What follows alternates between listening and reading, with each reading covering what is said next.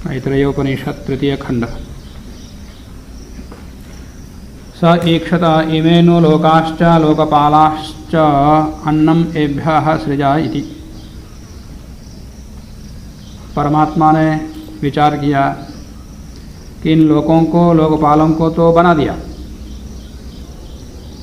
और लोकपालों को प्यास और भूख भी दे दिया, तो प्यास और भूख मिटाने के लिए अन्न देना पड़ेगा। तो अन्नम एभ्यः सृजा, इनके लिए अन्न का सर्जन किया।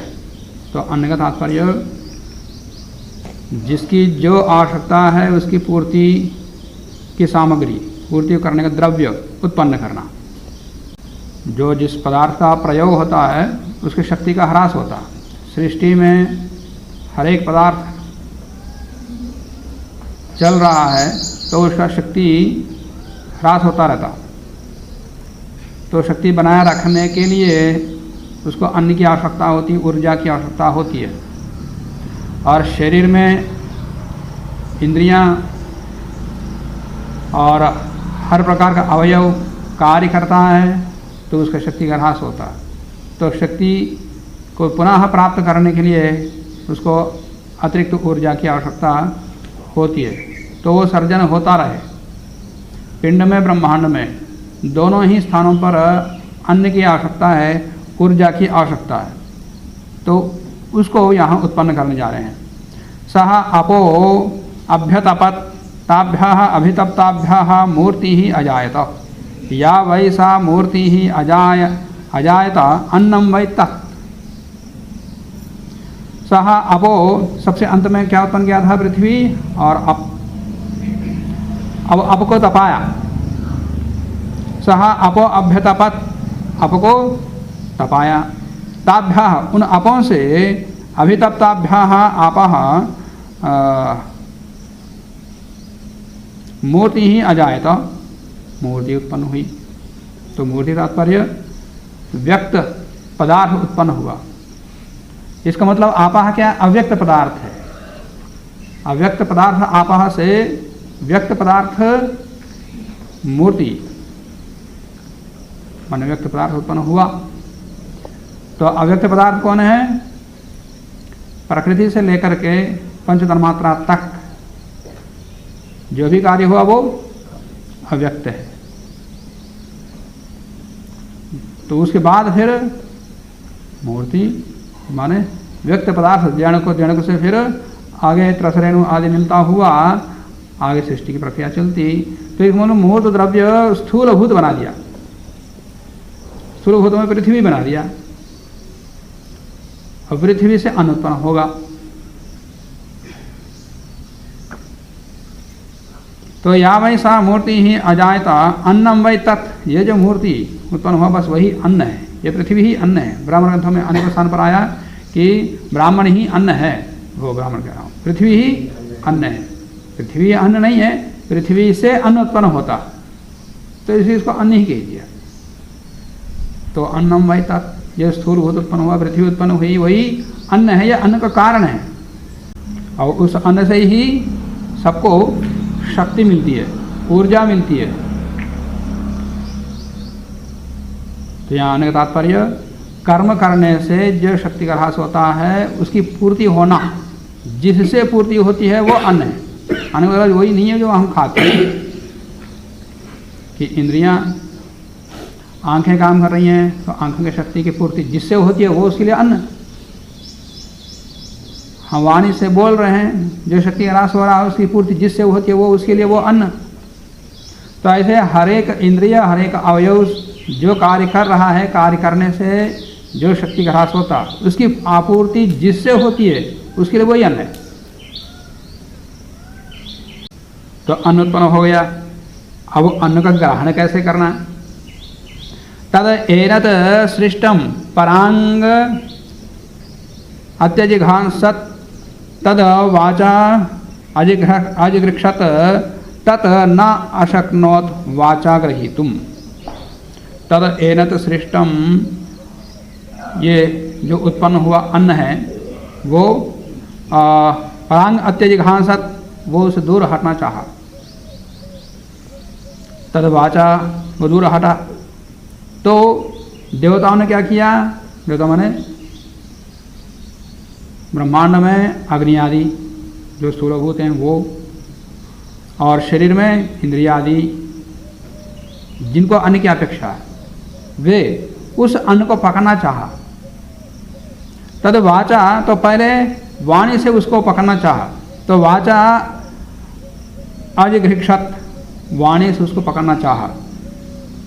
तद न शक्नो, तो वाचा ग्रही, तुम पर वाणी से उसको ग्रहण नहीं कर पाए, अन्न को ग्रहण नहीं कर पाए। तद हा एनद वाचा ग्रहीष्यद अभिव्याहृत्या हा वा अन्नम अतृप्स्यत, यदि वो वाणी से गृहीत होता वो अन्न, तो अन्न के विषय में बोल करके तृप्त हो जाता। यदि वाणी को मतलब बोलना, वाणी से यदि वह अन्न गृहीत होता तो अन्न के विषय में चर्चा करके, उपदेश दे करके, या अन्न अन्न अन्न इस प्रकार का जप कर करके वो तृप्त हो जाता। तृप्त कब होता है? खाने से। पहले अन्न अन्न जब करने से वो तृप्त होता नहीं। तो वाणी उसको ग्रहण करना चाहिए, तो वो ग्रहण नहीं हो पाए उसका। यदि वो गृहीत होता तो अभिव्याहृत्या, उसको कह करके, उसके विषय में चर्चा करके, बोल करके, उपदेश दे करके या जप करके, हाँ एवं अन्नम अव्याहृत्य अतृप्स्यत, वो तृप्त हो जाता। पर वो वाणी को पकड़ में आया नहीं और उसके विषय में चर्चा करके तृप्त भी नहीं होगी। तत् प्राणेन अजिघृक्षत, वो प्राण से फिर उसके पश्चात ग्रहण करना चाहा। तद न अशक्नोत प्राणेन ग्रहीतुम, प्राण से उसको ग्रहण नहीं कर पाया। सह यद येन प्राणेन आग्राहयिष्यत अभिप्राप्य ही एवं अन्नम अतृप्स्यत, यदि वो प्राण से गृहीत होता तो उसको सूंघ करके तृप्त हो जाता, अन्न को सूंघ करके तृप्त हो जाता, और वो प्राण से गृहीत नहीं हो पाया। तत्चक्षुषा अजिघृक्षत तन्ना अशक्नोत चक्षुषा ग्रहीतुम, चक्षु से ग्रहण करना चाहा तो चक्षु से गृहीत भी नहीं हो पाया। सह यदा हा एनद चक्षुषा अग्राहयिष्यत, यदि वो चक्षु से गृहीत होता तो दृष्ट्वा हा एवं अन्नम, अन्न को देख करके ही तृप्त हो जाता, बस देखते ही पेट भर गया, पर ऐसा होता नहीं है। तत् श्रोत्रेण अजिघृक्षत तत् न अशक्नो श्रोत्रेण ग्रहीतुम, श्रोत्र से गृह पकड़ना चाहा परंतु श्रोत्र से गृहीत नहीं हो पाया। सह यद एनत श्रोत्रेण अग्राहयिष्यत तत्श्रुत्वा हा एवं अन्नम अतृप्स्यत, यदि वो श्रोत्र से गृहीत होता तो श्रोत्र से ग्रहण करके, श्रोत्र सुन करके ही, अन्न के विषय में सुन करके ही वो तृप्त हो जाता, पर वो संभव नहीं, तो गृहीत नहीं हुआ। तत्त्वचा अजिघृक्षत, वो त्वचा से ग्रहण करना चाहा, तत् न अशक्नो, तो त्वचा ग्रहीतुम, परंतु त्वचा से भी ग्रहण नहीं कर पाया। सह यद हा एनत त्वचा अग्राहयिष्यत स्पृष्ट्वा हा वा एतत् एवं अन्नम अतृप्स्यत, यदि वो त्वगेंद्रिय से गृहीत होता तो उसका स्पर्श करके ही, अन्न का स्पर्श करके ही तृप्त हो जाता, परंतु वो भी नहीं हो पाया। तत् मनसा अजिघृक्षत, मन से ग्रहण करना चाहा, तत् न अशक्नोत मनसा ग्रहीतुम, पर मन से भी ग्रहण नहीं कर पाया। सह यद हा येनत मनसा अग्राहयिष्यत, यदि वो मन से गृहीत होता तो यदि हा ध्यात्वा, यदि ध्यान करके हा वा अन्नम अतृप्स्यत, यदि अन्न के विषय में ध्यान करके ही, मन चिंतन करके ही वो तृप्त हो जाता, परंतु मन से ग्रहण नहीं हुआ, तो फिर ध्यान करके चिंतन मन से भी, अन्न का मन चिंतन करने से पेट नहीं भरता, तृप्ति नहीं होती। तद शिष्णेन अजिघृक्षत तत् न अशक्नोत, शिष्णेन ग्रहीतुम, शिष्ण से ग्रहण करना चाहा, उससे ग्रहण नहीं हो पाया। सह यद हा एनत शिष्णेन आग्राहयिष्यत विसृज्य हा वा अन्नम अतृप्स्यत, यदि वो शिष्ण से गृहीत होता तो उसका विसर्जन करके ही, मूत्र आदि के रूप में विसर्जन करके ही वो तृप्त हो जाता, परंतु वो भी नहीं हो पाया। तदा अपानेन अजिघृक्षत, फिर अपान से उसको ग्रहण करना चाहा, तद अवायत, तो अपान से वो ग्रहण कर लिया अन्न को। तो अन्न ग्रहित हो गया अपान वायु से। सा ऐसा अन्नस्य ग्रह, बस यही अन्न का ग्रह है। यद वायो अन्नम अन्नमायुर्वा ऐसा यद वायु, बस यही अन्नमायु है, अन्न ही आयु है। जो हम खाते हैं मुंह में डालते, चबाते, अंदर डालते, कंठ तक पहुंचा देते, और कंठ के बाद फिर कौन ले जाता आगे? अपने आप आगे जो अन्न जाता है या खाते पीते जो भी जाता है वो अपने आप नहीं जाता। ये जब अपने आप जा होता तो सारे नली पाइप सब खुले हुए हैं, पाइप में पानी डालना अपने आप जाता है, बीच में रुकता नहीं है। ऊपर से नीचे पूरा पाइप खुला हुआ तो बर्रो बर्रो भागता, एक तरफ से भरते जाता, दूसरी तरफ खाली हो जाता, पर ऐसा नहीं होता। वाय और कोई गेट वाल जैसा वाल भी नहीं है कि बीच में रोक दे, फिर जाता है एकदम, जाता क्या नहीं है। अब उधर तो कब भी जाता, खा भी कर कोई निकलता ही।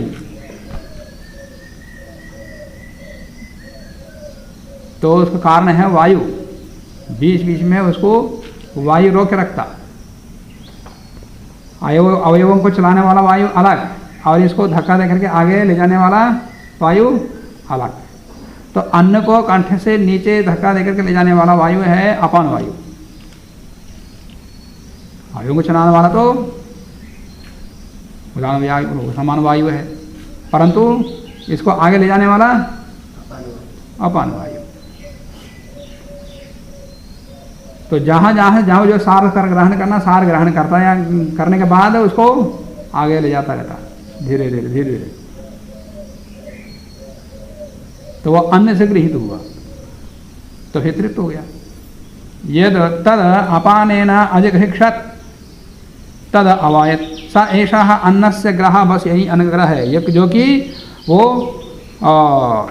तद वायु अन्नवायु आयु अन्नमायु, बस इसको अन्नमायु का है, वही आयु है, अन्नरूपी आयु है। ऐसा यद वायु, ये जो वायु है अपान वायु है, यही अन्नमायु है।